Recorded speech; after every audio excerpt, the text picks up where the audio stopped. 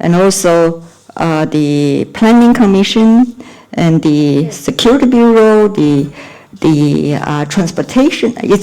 You name it. Okay, but at the end, do we will have more competition and more, because it could be exactly the same players that are doing something else. I am not sure that I may be completely wrong. The practical result. It would change the big picture. My question is, like you have a number of telecom, a number of broadcasts, do you think that really that will make competition and put more broadcaster, more telecom, or will be the same people doing different things? It's already happening. Actually, this regulation is behind the real market activities. That's why they have to catch up. Well, I give you an example. The Beijing television network, that's the second largest TV broadcasting network. The number one is CCTV. We can receive signal here in Finland, in the hotel. That one has already built a cloudy platform which used the broadcasting platform to provide internet television. That's the internet already. And then the telecom, they actually allow that to make telephone calls. And also you can order the plane tickets online based on the broadcasting network.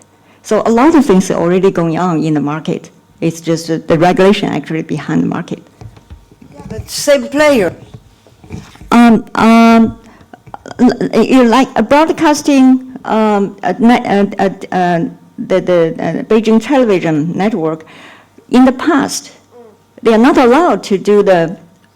Yeah. Oh, you mean the major players? Yeah. The major players are the same, but the private sectors could get in. One of my clients, for example, I'm a lawyer, by the way. Yeah, one of my clients is called China Broadcasting Telecom Company. But they had a hard time to get into, they want to do both. They had a hard time to get, right now they could. Yeah, private company. Thank you. Are there other, yes.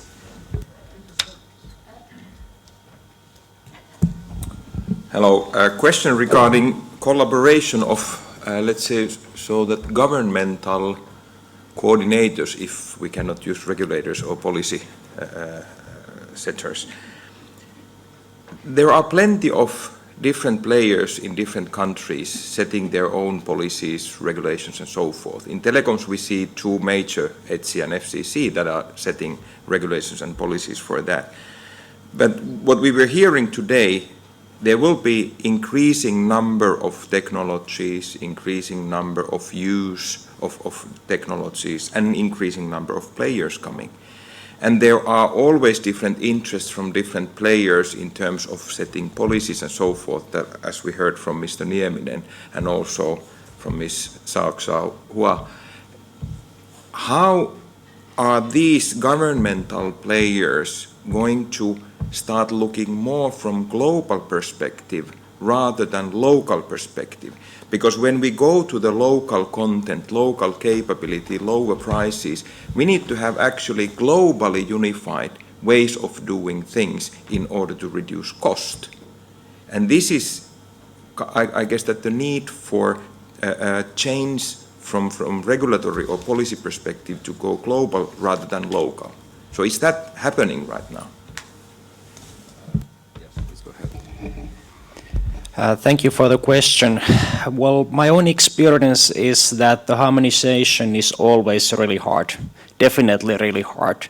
I mean, I'm involved in the EU level discussions. For example, we are now trying to build the new guidelines for the network neutrality, and we are going to have different views from the all other member states, and then trying to reach a common position. It's most likely that in some occasions we are not really saying anything because we can't really agree on the common view. And in some of the items we actually can do it. Well, we can just publish the common position and do the harmonization. But also in this regulatory framework review, I think that it's always quite easy to have some minimum harmonization. So some minimum rules or level of, for example, protection you want to have in all of Europe. However, if you try to do the total harmonization, it's much, much harder. And then the member states are most likely to resist the idea. And basically, if we are talking about the global level, I think, for example, the member states in Europe or Finland, we are not really happy to have, for example, ITU to take the position to have the global rules for most of the issues. I think it's really hard because, for example, in China, in Africa, in Europe, we have we don't have a common view about many things. And for example, if we are talking about the open internet, so right for the users, the freedom of speech, basically, if you try to have the global harmonization for that kind of issues, it would be totally impossible, I think, at least in current phase. So yes, we are doing something, but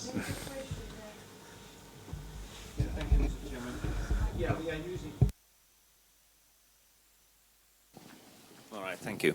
So we are using the word harmonization as basically the same way as we would force all the nations and all the governments being the same. And we know that the political systems in different countries are different, but also people are different, cultures are different. So in a sense, I think that the harmonization is a good word in Europe, where we basically should have a common goal, not to mention the euro, but still. Instead of full harmonization, I would just like to ask that what do you think about the word just interoperability? Is that the kind of a less, it's a little bit less demanding, but it's locally harmonized and globally interoperable? I mean, would that help in some of those cases? Claudia, would you like to take this one? Well, what's your take? Because I must admit I'm a little bit confused. I say this very sincerely because, I've dealt with the regulation in Europe for a time too long to tell, and my feeling is really I'm really confused. To make it simple, do you think regulation in Europe helps? Do you think it hinders innovation? Is it that bad? Is the situation in Europe in our industries is the situation that bad, or is it acceptable? And what should be changed, Claudia? I think. Thank you for the question. I think in general, I mean, from our perspective, the aim would really to have a regulation that is high level, that is flexible, and now you are involved in the working group on net neutrality, drafting guidelines. In general, what we always say is that the regulatory framework should not be too prescriptive and go into nitty-gritty details, because the ecosystem is changing continuously. New applications, new services are continuously being born. If you think about Google has been born in 1998, or Facebook, or WhatsApp, and all these, the internet, the thriving internet that we have today is also due to the fact that it has been governed under the multi-stakeholder approach, as Nigel was saying. This has really allowed the development of the internet. So in general, of course, our approach would be to have policy frameworks that don't create a supplemental hurdle. In Europe, of course, there's there's still a fragmented market. I think we have amazing opportunity to change this and to also look at the market reality, to look at the new dynamics. Also, for example, very recently, the US has taken a stance to net neutrality to try and over-regulate and regulate much more than, for example, before. So it could be damaging for industry that are investing a lot of money in the upgrade of the network constantly. You need certainly a stable framework that allows also return on investment. Thank you.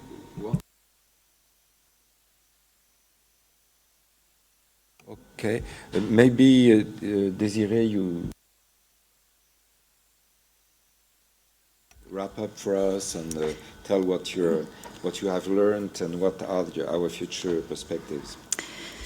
Thank you, Gerard. I think we have heard many diverse opinions, but if I could conceptualize them into possibly 3 boxes, we talked about networks and communication regulation and what would be a good opportunity in future to create equal opportunities for all, and that network neutrality regulation plays a big role with that in EU, trying to enhance and uptake of smaller players as well. So I think maybe we also heard about difficulties in having a same goal and agreeing to common goals and values, and this is one of the challenges. But in terms of institutions, we looked at a different model as to ICANN, how it's dealing with its policy development. It's trying to be a global player and make global policies for the rest of the world, understanding that there are all these different players in the ecosystem that each have a different value and a different goal sometimes, that need to really negotiate hard and really need to work as a community towards the same goal of interoperable global internet. We have heard about the changes in the market, for example, in China, where there are same players trying to rearrange and converge, make the convergence of the telecommunication and broadcasting system work, what we, for example, had in England when we formed Ofcom, that now deals with both broadcasting and the network system, and hopefully it will open up some room for new players in China. We don't know about the foreign players. I think it was interesting to hear from the technical, continuing on the institutions level, it was interesting to hear from ETSI about their perspective of what's needed in the smarter box. And what they seem to have emphasized was that the regulation is not the same as legislation and policy. And whilst they have a membership model in ETSI, they accept global membership where they all make decisions together, and they would like to see more openness, if I understood well, in other regions of the world. They have, we also talked about consumer protection. I think this is essential, and some of the other standards body trying to make more use of encryption, as we have seen that many governments have been weakening and banning the encryption, and that's one of the tools for making the trusted use of the internet as the networks. We have learned a lot about, even in the vocabulary of the EU, that it's changing from e-communications to the internet, and that everything has now evolving around the smarter internet age and how to use it to the benefits of all people. And I think lastly, what we haven't really talked about is this new smart leaders, and I think individuals that we also have in our ecosystems. They're here present at the Global Forum. I think they are the issue of moralization, where we're in the era of cheating software, as the New York Times put it bluntly, where we have different views on how Google should manage the links in terms of rights to be forgotten and how that's going to harmonize across Europe. So I think we've just opened a huge plethora of issues and complex questions, but I think I take a lot from this panel in terms of recommendations that we do need flexible and as much harmonized rules in EU for the players to really exercise and invest more in the network. And there's a huge, really still respect for self-regulation, that it still works, and that the government policies should not interfere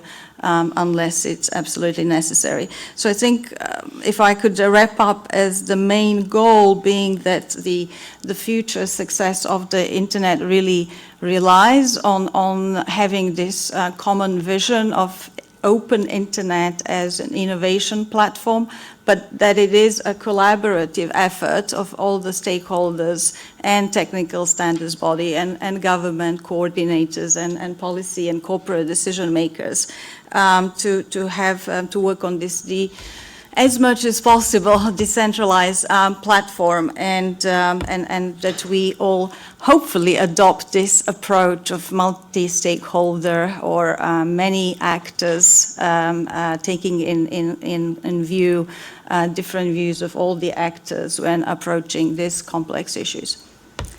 That's it from me, and thank you very much, Desiree. So thank you for this very clear summary of our debates, and I think we can also thank all our panelists for their very, very informative presentations. And I hope you enjoyed the session, and I'm sure we will be very smart, but not smart enough to cheat. So the future is being smart. Thank you very much.